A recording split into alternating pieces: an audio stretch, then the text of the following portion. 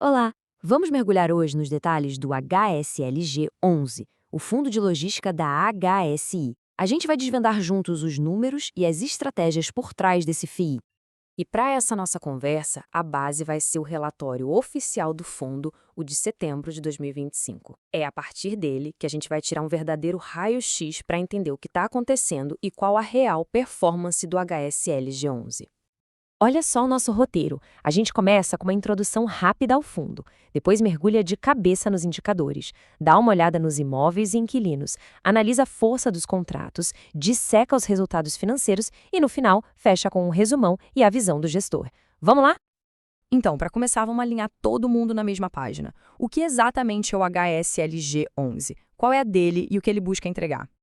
De forma bem direta, o HSLG11 é um fundo imobiliário que investe em galpões logísticos de alta qualidade. O grande objetivo aqui é bem claro: comprar esses imóveis, alugar para grandes empresas e, com isso, gerar uma receita mensal de aluguel que é distribuída para os cotistas em forma de dividendos. Simples assim. Agora sim chegamos na parte que todo mundo adora: os números. Vamos ver os principais indicadores de desempenho do fundo no mês de setembro.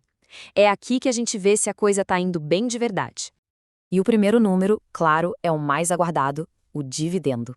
Em setembro, o HSLG11 pagou 68 centavos por cota. E um detalhe bem interessante é que esse foi o terceiro aumento consecutivo nessa distribuição. Isso é um sinal bem positivo, mostra que a gestão está confiante na geração de caixa do fundo. Certo, mas o que esses 68 centavos representam na prática? Bom, se a gente projetar esse pagamento para o ano todo e comparar com o preço da cota lá no final de setembro, chegamos a um dividend yield de 9,3% ao ano. É um número bem relevante para a gente comparar a rentabilidade do fundo com outros investimentos por aí. Agora, prepare-se para um dos indicadores mais impressionantes do HSLG11. Vacância física, zero. Isso mesmo, 0%. 100% de todos os imóveis do fundo estão ocupados, alugados e gerando receita. E o que isso significa? Que a vacância financeira também é zero. O fundo está recebendo tudo que ele poderia receber de aluguel. É basicamente a definição de eficiência máxima.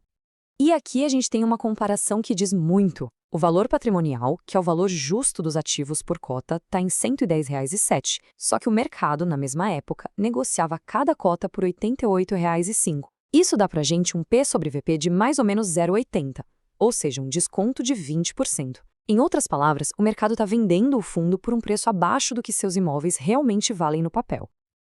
Ok, já vimos os números de performance. Agora, vamos olhar para o que gera esses números. Os tijolos, os galpões e, claro, os inquilinos. Onde é que ficam esses imóveis e quem está pagando aluguel para o HSLG11? A receita do fundo está bem distribuída pelo Brasil, mas com uma concentração bem estratégica, viu? Como a gente vê aqui, mais de 41% da receita vem de imóveis em São Paulo, que é, sem dúvida, o coração logístico do país. Logo depois, vem Paraná e Minas Gerais, mostrando uma presença muito forte nas regiões Sudeste e Sul. E quando a gente olha para os inquilinos, a gente vê nomes de peso.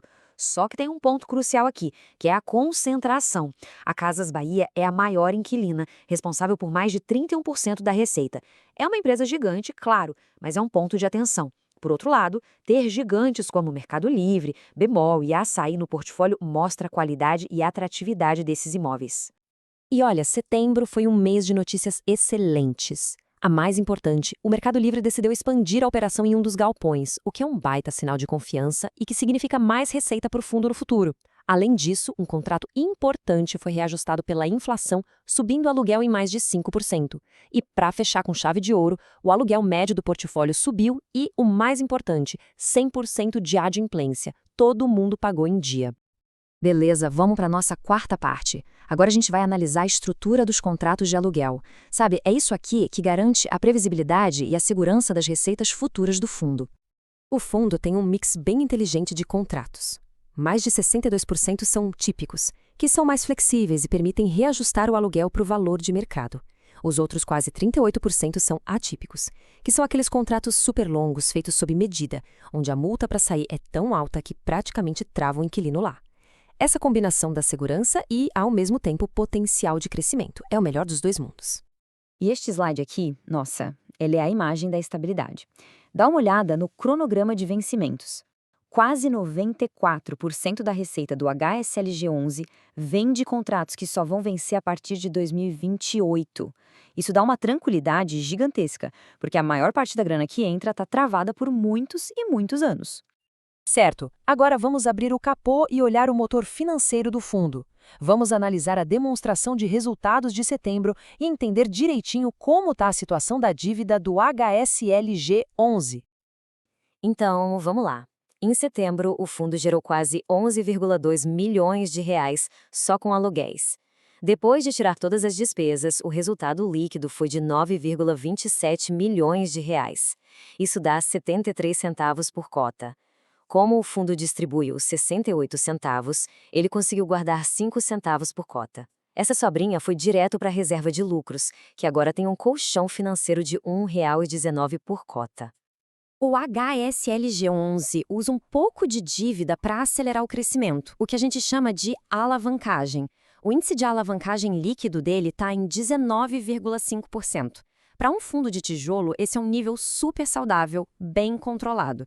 Mostra que a gestão usa essa ferramenta para tentar melhorar os retornos, mas sem colocar o fundo em risco. Esse gráfico aqui mostra a capacidade do fundo de pagar as contas de curto prazo. Pensa só. Ele tem 26,7 milhões de reais em caixa. E as dívidas que vencem nos próximos 12 meses? Apenas 2,5 milhões. A conta é simples. Tem mais de 10 vezes o dinheiro necessário para cobrir as obrigações imediatas. Isso é uma posição de caixa extremamente confortável. E chegamos à nossa última parte. Agora é hora de juntar todas as peças do quebra-cabeça, fazer um balanço geral e, claro, ouvir o que o próprio gestor do fundo tem a dizer sobre o momento atual e o que esperar do futuro. Resumindo tudo o que a gente viu, os pontos positivos são muitos e bem fortes. Vacância zero, a expansão do mercado livre, a segurança dos contratos longos, a liquidez robusta e o desconto no valor da cota são os grandes destaques. Já nos pontos de atenção, o principal continua sendo a concentração de receita na Casas Bahia e, claro, a necessidade de ficar de olho no cenário de juros no país. E aqui, as palavras do próprio gestor confirmam essa visão. Eles destacam com orgulho o terceiro aumento seguido nos dividendos, mas deixam claro, para continuar subindo, o cenário de juros precisa se estabilizar. Isso mostra uma gestão prudente que quer crescer, mas sem tirar os pés do chão. E para fechar, fica uma pergunta para a gente pensar. Com notícias tão boas como a expansão de um inquilino como o Mercado Livre e os reajustes de aluguel, será que o SALG11 tem fôlego para continuar essa trajetória de aumento nos dividendos? Os fundamentos parecem muito sólidos, mas a gente sabe que o cenário macroeconômico vai ser a peça-chave para essa resposta.